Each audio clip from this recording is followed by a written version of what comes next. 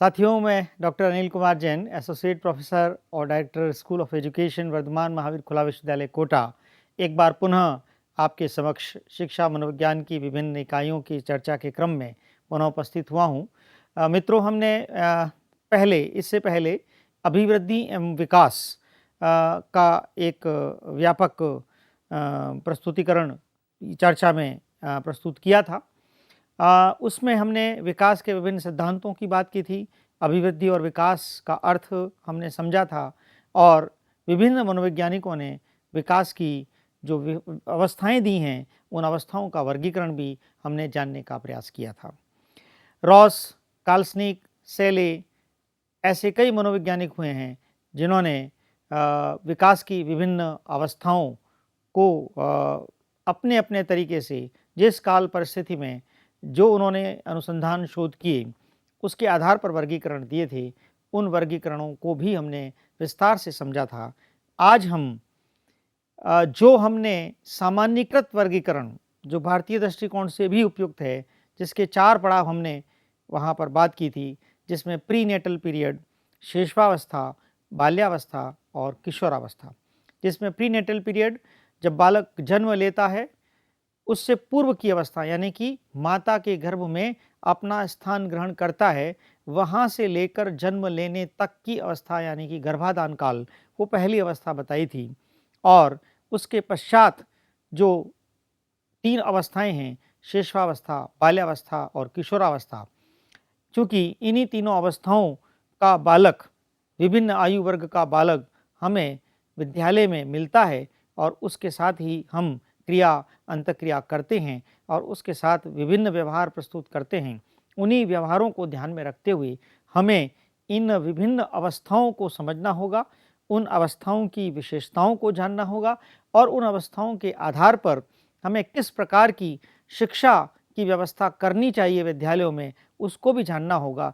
तभी हम एक शिक्षक के रूप में लाभान्वित हो सकेंगे।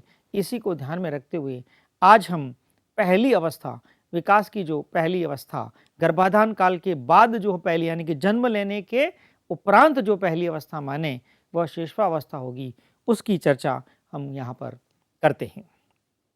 मित्रों, 0 से 6 वर्ष की अवस्था, कुछ मनोवैज्ञानिकों ने इन्फेंट कहा है, 0 से 3 भी कहा है और 3 to 6 को पूर्व बाल्यावस्था कह दिया है, लेकिन इन जनरल 0 से 6 वर्ष की अवस्था ये मानी गई है कि 6 वर्ष में जैसे आता है बालक, तब विद्यालय में वो प्रवेश लेता है, यानी कि उससे पूर्व की अवस्था शेषावस्था की श्रेणी में आ गई है। यद्यपि 3 से 6 को हम पूर्व बाल्यावस्था कह सकते हैं, लेकिन सामान्यीकृत रूप से 0 से 6 पूरा का पूरा शेषावस्था के अंतर्गत ही माना जाता है।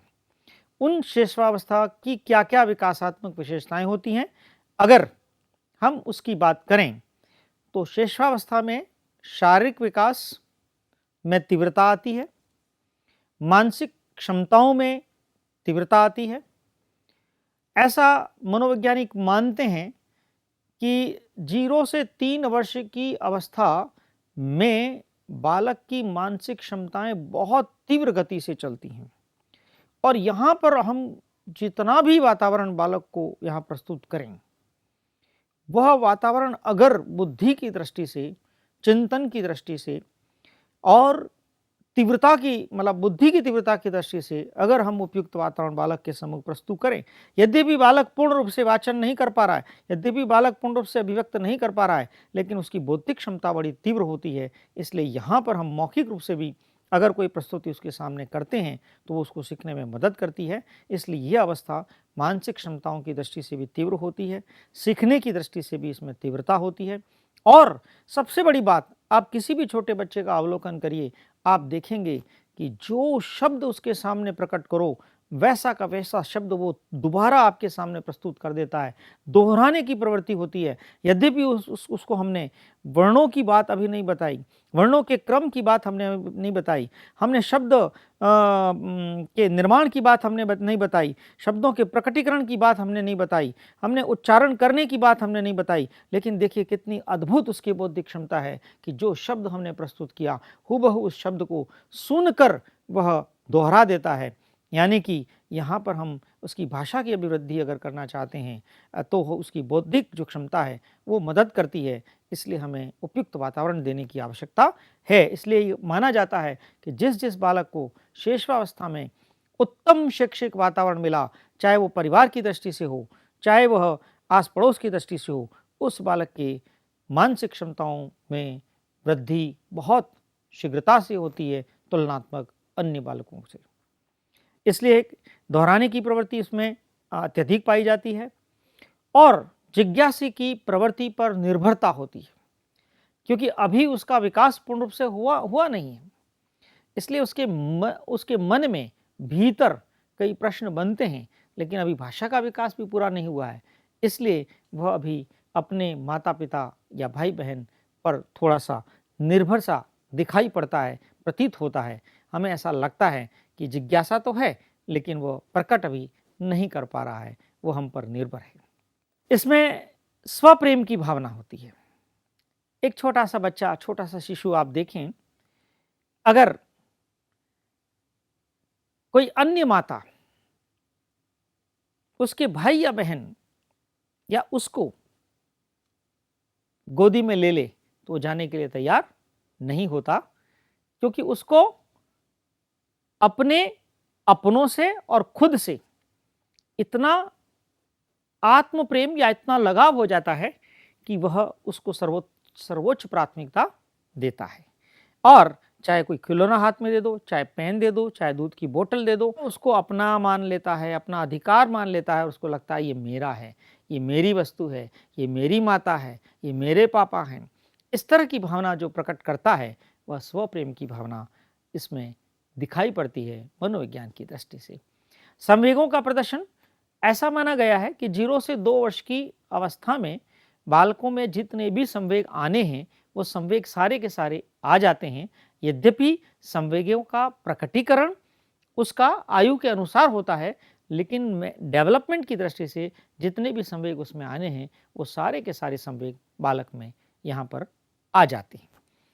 सामाजिक भावना का विकास, सोशल जो उसके भीतर जो ट्रेट्स होने चाहिए वो ट्रेट्स यद्यपि बाल्यावस्था की दृष्टि से दिखाई नहीं पड़ेंगे, लेकिन यहाँ पर सोशल ट्रेट्स को हम उस दृष्टि से समझें कि उसके परिवेश में जो भी लोग हैं उनके साथ वो उपयुक्त व्यवहार करने की स्थिति में हमें दिखाई पड़ता है।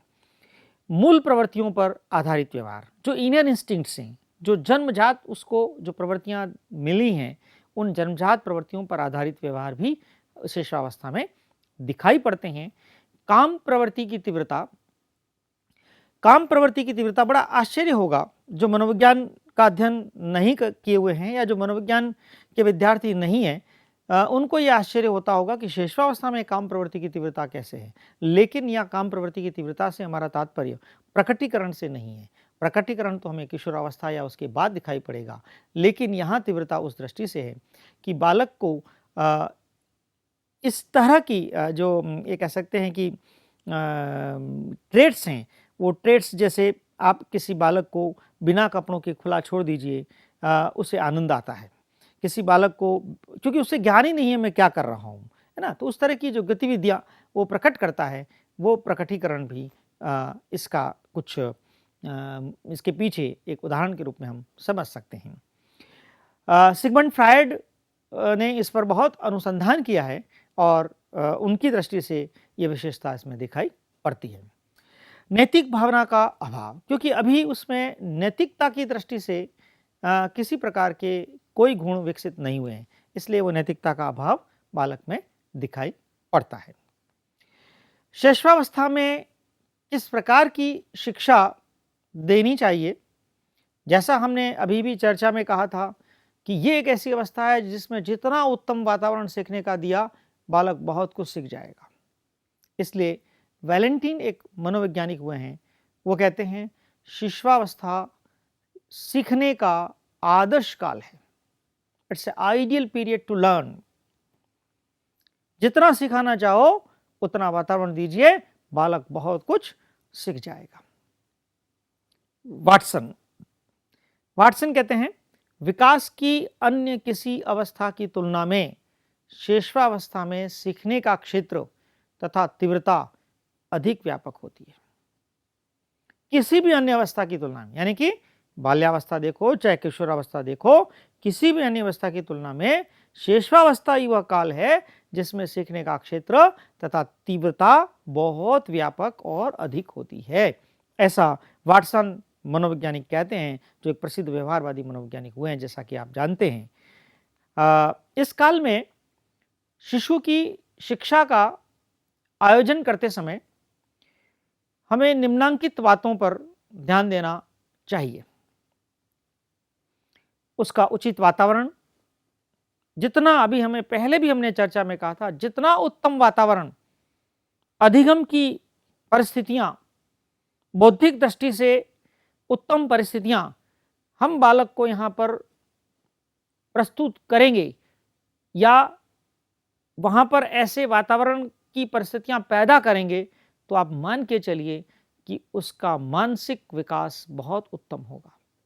इसलिए उचित वातावरण देने की आवश्यकता है, उचित पालन पोषण की आवश्यकता है। यहाँ पर किसी प्रकार का तनाव का वातावरण उसके साथ नहीं होगा।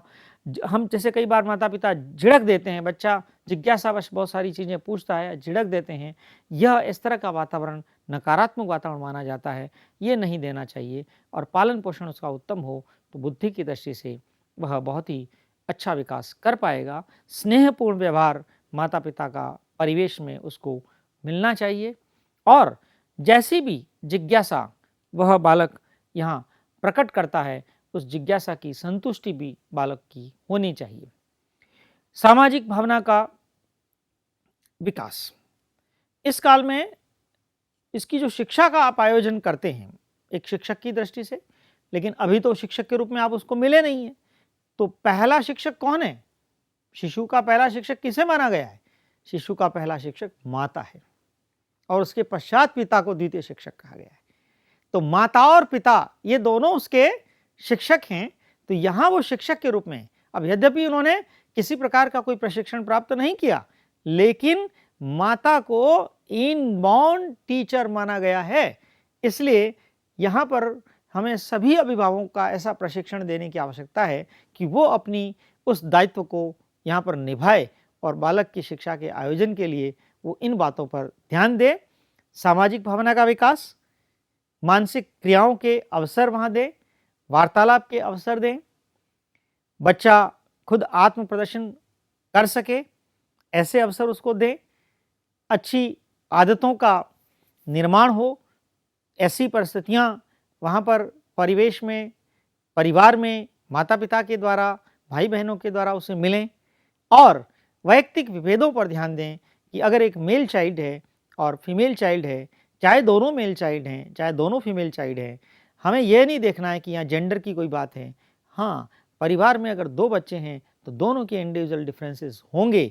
हमें ये मान के, ये स्वीकार करके हमें उनकी इंडिविजुअल एबिलिटी के अनुरूप हमें शिक्षा की व्यवस्था करनी होगी। ऐसा माता पिता को प्रशिक्षण मिलना बहुत आवश्यक है और एक शिक्षक के रूप में हमारा ये दायित्व बनता है कि हम अभिभावकों को भी इस तरह से प्रशिक्षित करें ताकि एक उत्तम वातावरण से पुष्पित पल्लवित हुआ बालक हमें विद्यालयों में मिले। इस बात को ध्यान में रखते हुए हमने आज शिशुवावस्था यानी कि जन्म लेने की के उपरांत जो पहली अवस्था है, जो पारिवारिक परिवेश में बालक के साथ होती है और उस दृष्टि से बालक में क्या क्या गुण दिखाई पड़ते हैं और उस दृष्टि से उसकी शिक्षा की व्यवस्था कैसी होनी चाहिए, मनोवैज्ञानिकों ने किस तरह के उत्तम वातावरण की बात यहाँ पर कही है, उस सभी बिंदुओं पर हमने विस्तार से चर्चा की और ताकि हम एक शिक्षक के रूप में ये जान सकें और अभिभावकों की मदद करते हुए हम एक उत्तम बालक विद्यालय को मिल सके, इस लक्ष्य की पूर्ति में हम सहयोगी सिद्ध हो सकें। इसी आशा के साथ आज हमने इस चर्चा को यहाँ पर प्रस्तुत किया है। मुझे पूर्ण विश्वास है कि सभी अध्यापक इससे लाभान्वित होंगे और अपने शैक्षिक दायित्व की पूर्ति कर सकेंगे। इसी आशा के साथ धन्यवाद।